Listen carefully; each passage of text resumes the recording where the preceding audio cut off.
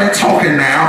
Because you can look at Job and you can understand it. It's not that God was angry with Job, because the Bible said that Job was a perfect and upright man. But because of the fact that he knew he could trust him, that God just removed his hand from him and he hid himself from Job, so that Job could get something that he might be able to prove in the earth that God is a real God. I mean, God just want to use some of y'all.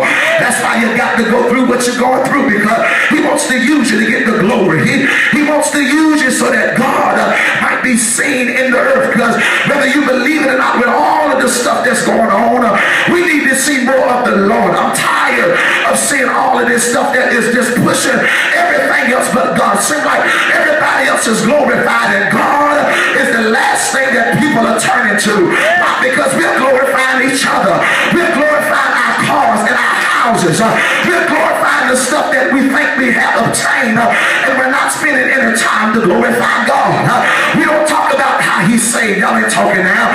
We don't talk about how he delivered. We don't talk about, well, if he ain't done it for nobody else, you have to have a testimony of what it is that God has done for you. Has he ever done anything for you? Has he ever woke you up? Y'all ain't talking to me.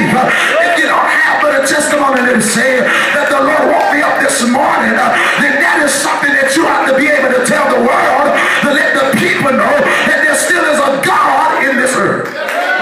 Hallelujah to God.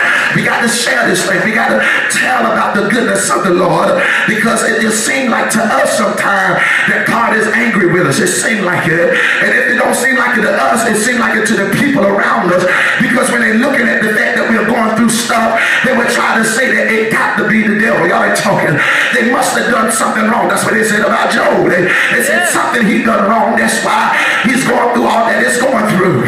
But the reality is God was just setting him up to be able to be somebody that the people can see God in the earth through. So the Bible says that in understanding that there's a difference between the wrath of God and the anger of the Lord.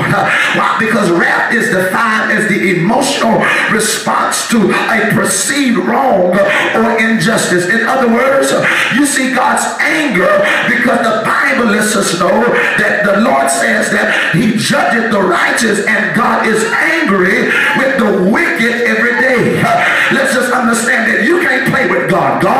You can't expect to think that you're going to just live this life your own kind of way and just do whatever you think you're big enough to do. Because reality is, if you think that you're not big enough, because there is a God that's very much bigger than you, and you can't do anything and expect God to be in the midst of it.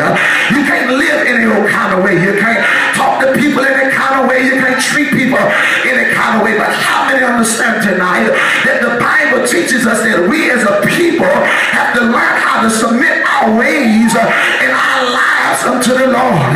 You got to give God everything. You can't come to church and play church, but when you come to church, you got to come in with thanksgiving. You got to come in with a pure heart. You got to come in with clean hands. Y'all ain't talking to me.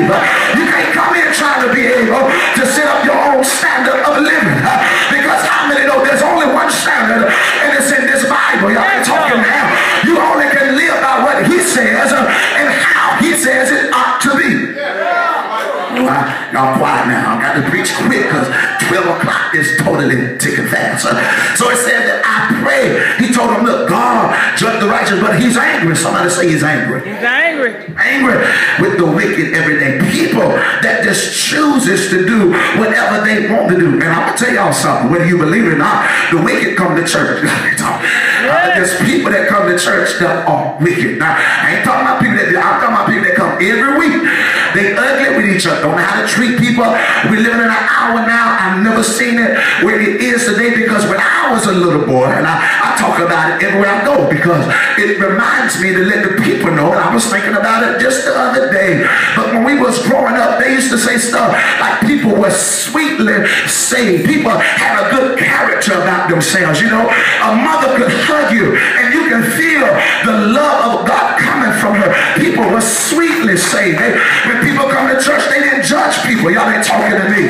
See, what we got going on today is a lot of people that are trying to act like they're operating in the spirit of discernment, but reality is they're operating in the spirit of suspicion. They suspect that something is going on, and they're trying to make you believe that it is so.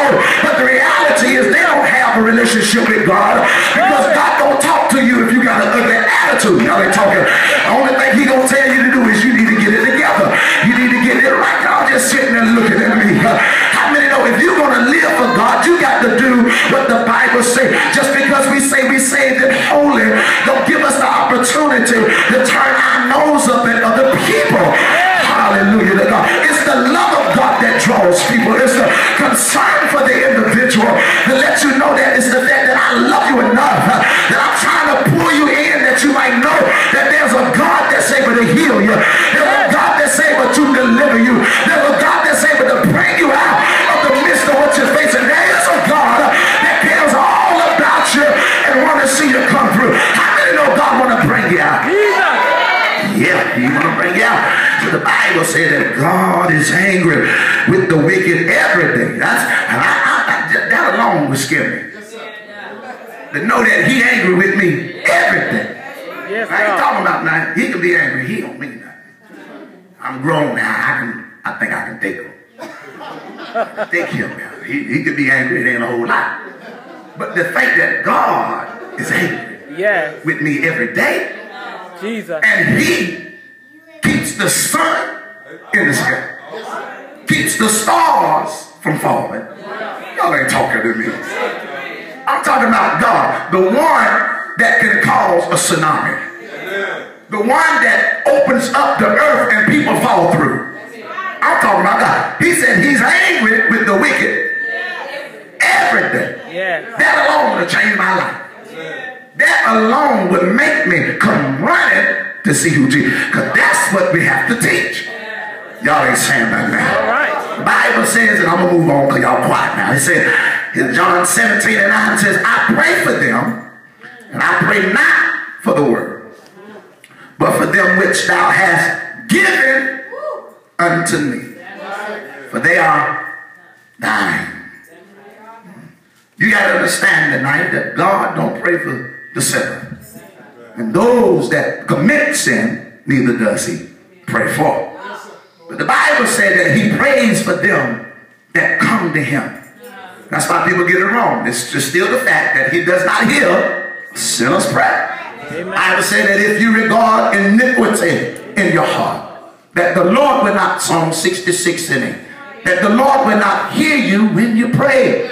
So it lets us understand that it do us right to position our lives to make sure that we are in a place with God that he can get the glory from out of our lives. Proverbs 15:8 says that the sacrifice of the wicked is an abomination. An abomination means that's something that he hates. He can't stand it. He said the sacrifice of a wicked is an abomination. In other words, it don't do you no good to sing and wave your hands and praise God and do all of this. He said that's an abomination. He takes no delight in the fact that you think that you're worshiping God, because you can't worship God and you're still dirty and filthy. Y'all ain't talking about. The only way that God wants to hear you is if you got a pure and clean heart. And the problem now is that we're pushing things today and we're not causing people to change their lives, because they can come to church and feel comfortable just the way they are. But how many understand that there's the gospel of Jesus Christ is preached for the fact that it might pour and change your life and cause you to live the way he wants you to live, so that you can make it to go back with him when he comes. Y'all quiet now. I'm going to the morning. Somebody shout morning time. No. Hallelujah to God. So, and understanding that, we understand that the reason why that there's a difference between God anger with the believer, because it's not that he's angry with you when you are a believer. It's just the fact that God withholds his hand and he turns his face from you to allow you to be tested. How many know sometimes you just are allowed to be tested? We understand that God chastened them in whom he loved. If he was angry with you, he wouldn't chasten you. He wouldn't allow you to go through what it is that you have to go through. But the beautiful thing is, it's like Job said. Job said, though he slay me, yet will I trust him. Even though the Lord comes against me, I'm still going to trust what he says. Even though I find myself in a situation that is not always favorable unto me, guess what? I'm still going to do what he says. I'm still going to hold on to God. I'm still not going to turn my life and just do anything, but I'm going to try with all that I have to please the Lord. Somebody shout glory to his name. So the Bible says, and let's just see here, that what he began to let them understand is that it's the trying of your faith. It's the fact that you got to go through this stuff that God might be able to get the glory from out of your life. Why? Because you got to understand that you got to understand tonight that you got to go through. You got to be able to suffer, because when you do suffer, it brings you to a place of an anointing. It puts you in a place, in a bracket where everybody else cannot go. The Bible said, it told him that his anger endure only but for a moment. It ain't forever, church. He don't remove his hand and let you go through forever.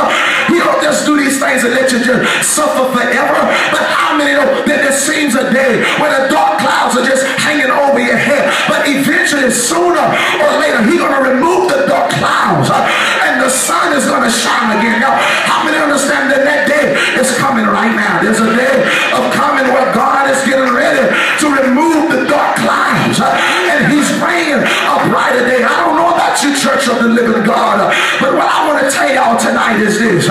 You ain't got to go through always, but there is a brighter day coming. There's a better day coming. God got something greater for you. God got something better for you. But if you stand the test, you got to go through it sometime. You got to go through persecution. You got to go through being lied on. You got to go through being persecuted. You got to go through being talked about, criticized and pushed aside. How many understand today, church? You got to go through it. But after that, I go through it. He began to tell them that weeping. Y'all ain't talking to me, come on, son.